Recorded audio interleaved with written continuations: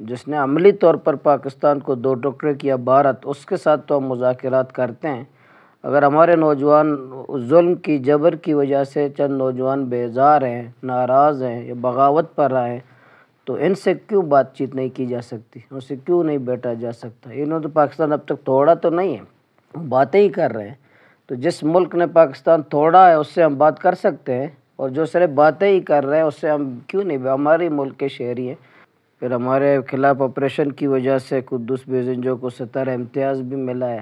تو trailer mafia ہے، drug mafia, land mafia, جتنے مافیا ہیں ان کے خلاف ہم تعاون چاہتے تھے حکومت سے، انہوں نے ہمارے ساتھ اتفاق کیا ہے۔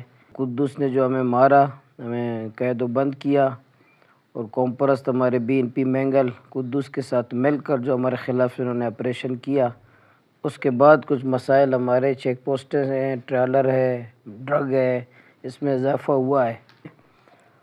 اب تک جو میں آپ سے بات کر رہا ہوں حق دو تحریک حکومت کا حصہ ہے، لیکن چند دن تک ہم دیکھیں گے، انتظار کریں گے کہ جس بنیاد پہ ہم ہمارے عوامی مسائل پہ ان سے بات چیت ہماری ہوئی ہے وہ کیا کرتے ہیں۔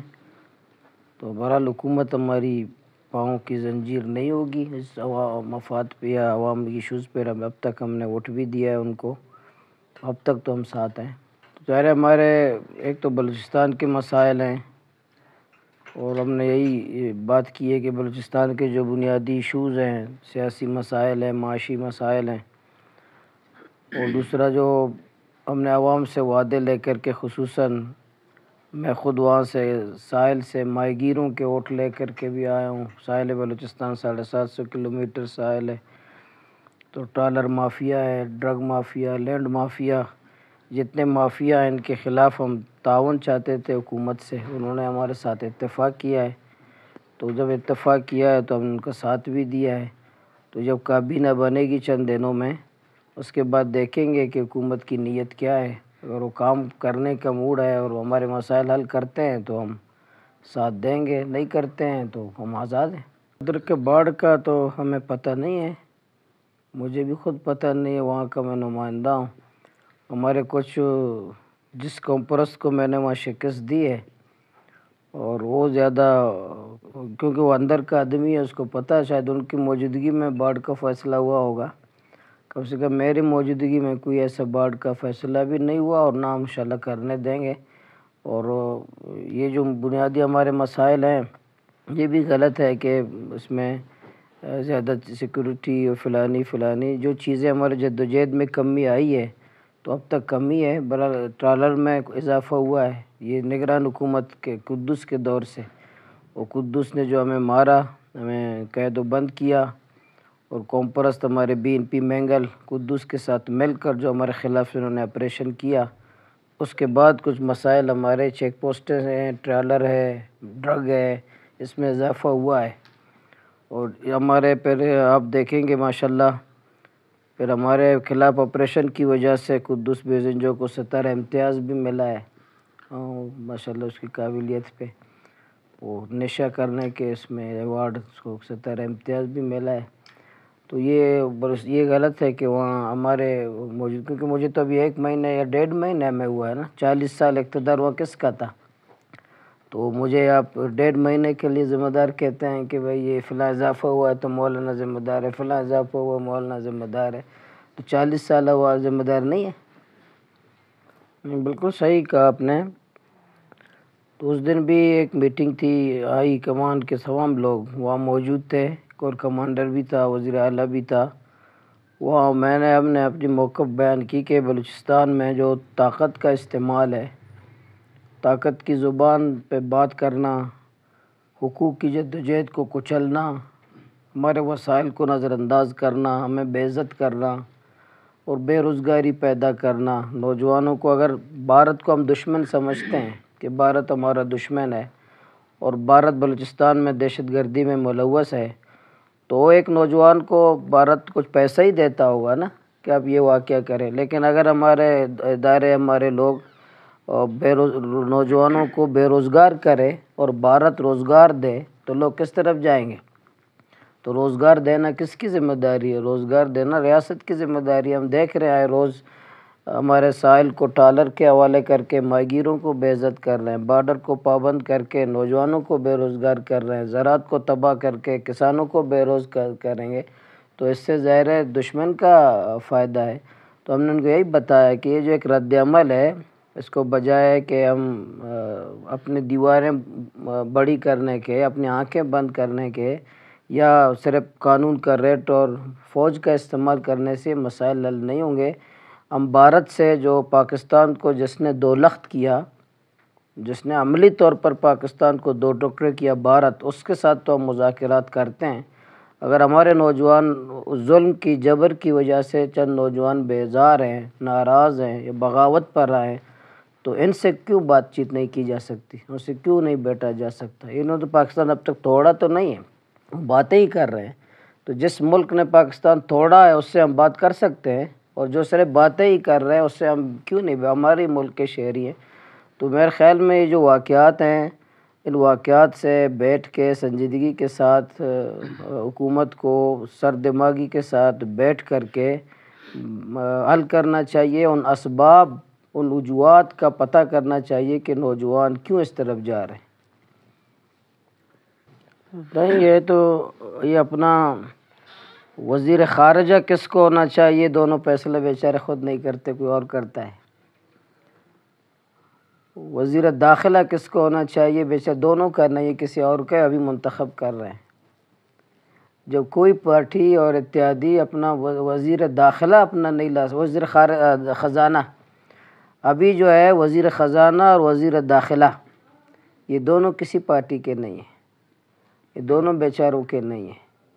اب جو بندہ، جو پارٹی، جو وزیر اعظم اپنا وزیر داخلہ نہیں لا سکتا، وزیر خزانہ نہیں لا سکتا، تو آپ کیا سمجھتے ہیں وہ کیا ملک کے مسائل حل کرے گا؟ وہ آتے ہی ماشاءاللہ حلف نہیں اٹھایا، کہتے ہیں بلکہ بسم اللہ سے پہلے کہتے ہیں ہم IMF سے امید رکھتے ہیں کہ ہمیں پیسے دیں گے، یعنی وہ شروع ہی IMF سے ہوتے ہیں، ختم بھی IMF سے کرتے ہیں۔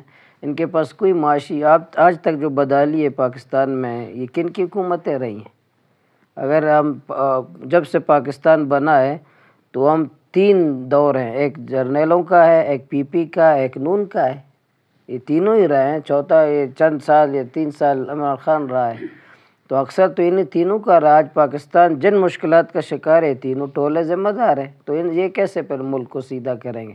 اب تک ان کا قبلہ تو ٹھیک نہیں ہے، ان کا سمت بھی ٹھیک نہیں ہے، تو ظاہر دنیا امید پہ قائم ہے، تو ہم امید ہی رکھتے ہیں کہ ملک کے حالات کب اور کیسے ٹھیک ہوں گے۔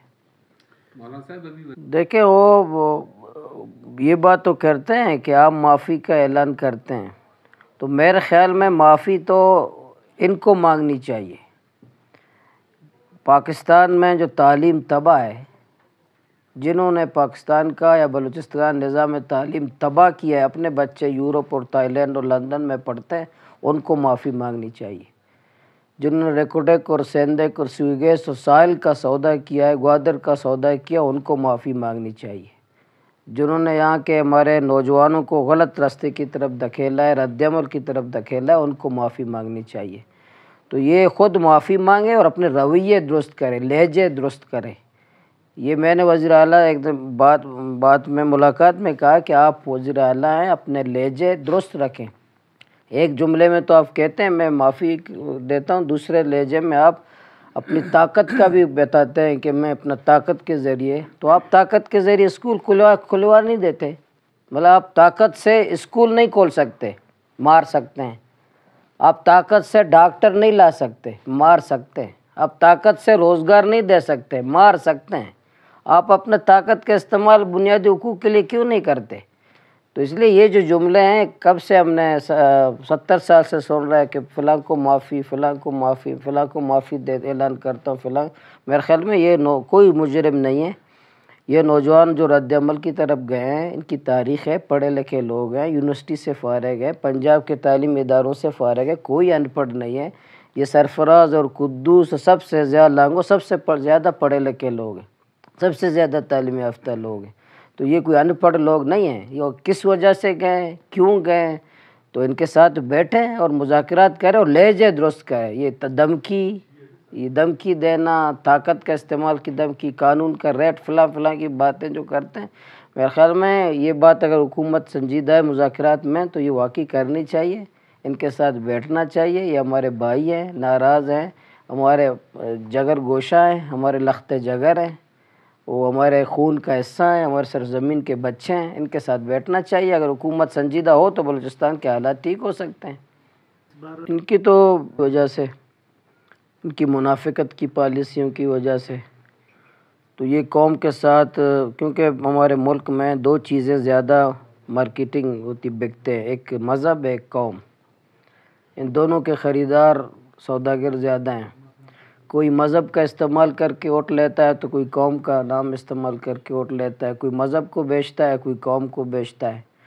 تو یہ ہمارے جو قوم بہت سارے مذہب والے ہیں کا، یہ جو قوم والے بھی ہیں، تو بلوچ قوم اور پشتون قوم کو جو بلوچستان میں جو دھوکہ دیا ہے، یہ پچھلی دفعہ قدس بیزنجو کے ساتھ، باپ کے ساتھ تو ماشاءاللہ BNP مینگل ہمارے ساتھی تھے، ساتھ تھے، متفق تھے، جہاز میں گھومتے تھے، ایک ہی بیڈ روم میں تھے، سیر سپاٹے کرتے تھے، اور دونوں نے مل کے ہمیں مارا گوادر میں، ہماری ماؤں بہنوں کو مارا، مجھے باہر جیل میں ڈالا، ہمارے کارکنوں کو جیل میں ڈالا ان دونوں نے۔ اس میں سردار اختر بالکل 100% ملوث تھا ہمیں مارنے میں، اور ہمارے آپریشن میں ایک جملہ بھی نہیں کہا، ایک جملہ، کوئی مذمتی جملہ ایک آج تک ریکارڈ میں نہیں ہے کہ اس نے گوادر آپریشن ماؤں، بلوچ ماؤں بہنوں کو انہوں نے مذمت کی ہو۔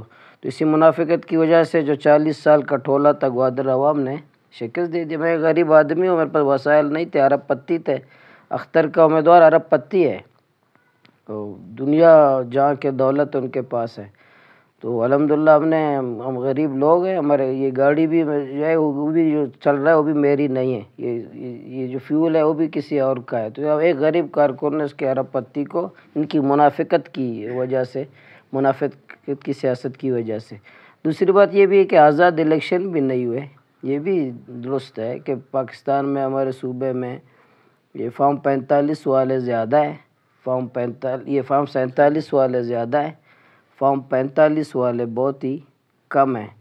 تو یہ اس گوادر ضلع میں، کیونکہ ہمارے جو قومی اسمبلی کا امیدوار بھی ہمارا جیت چکا تھا، واجو حسین واڈیلا، ان کو بھی فارم 47 میں ہرایا گیا ہے۔ تو یہ بھی درست ہے، یہ بھی اگر بات ہوتی ہے، اس میں بھی حقیقت ہے کہ بلوچستان میں یا پاکستان میں شفاف انتخابات نہیں ہوئے۔ اس میں جب یہ کاغذات ہو رہے تھے جمع تو منڈی کا لگنا بولی شروع ہو گیا تھا، تو 25 کروڑ ریٹ آ گیا تھا ایک صوبہ اسمبلی کا، 25 کروڑ 30 کروڑ ماشاءاللہ آ گیا تھا۔